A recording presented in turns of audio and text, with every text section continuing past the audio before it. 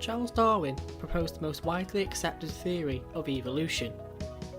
However, up until Darwin's theory of natural selection, Lamarck's theory was the most interesting one proposed.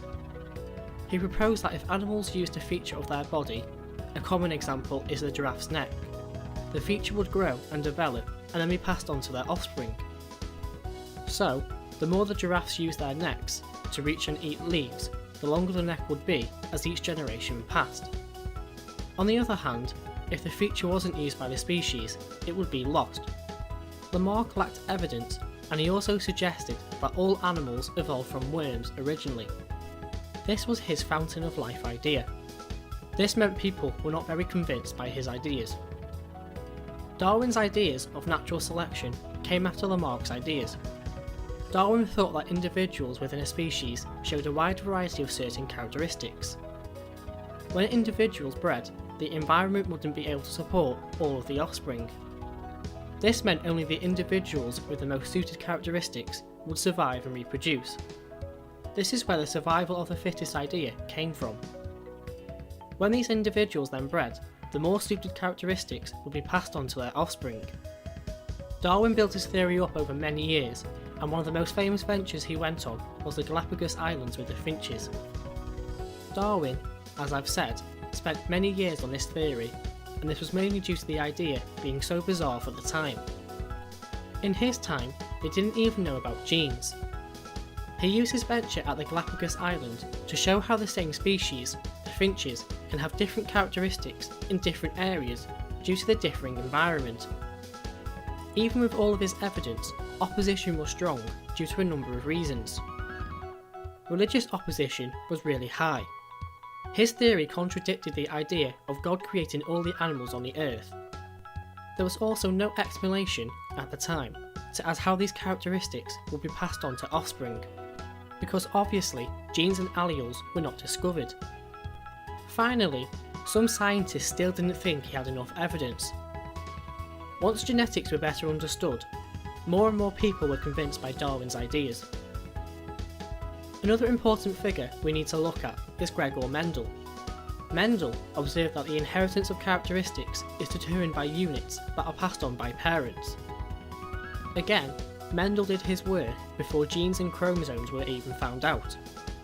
He did work with pea plants. He would cross pea plants and see if they were yellow or green and smooth or wrinkled.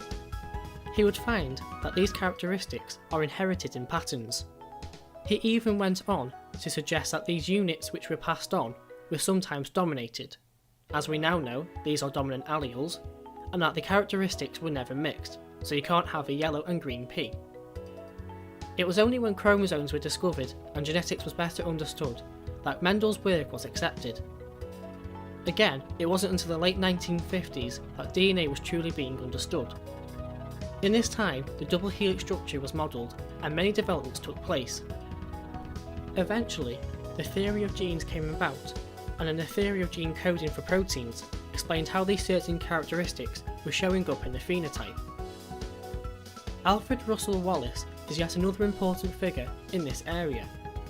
His theory of evolution was that species existed in different forms, and these forms could mean that some individuals were more likely to die out than others. When they did die out, this meant that only the better adapted individuals survived. This is very much like Darwin's ideas.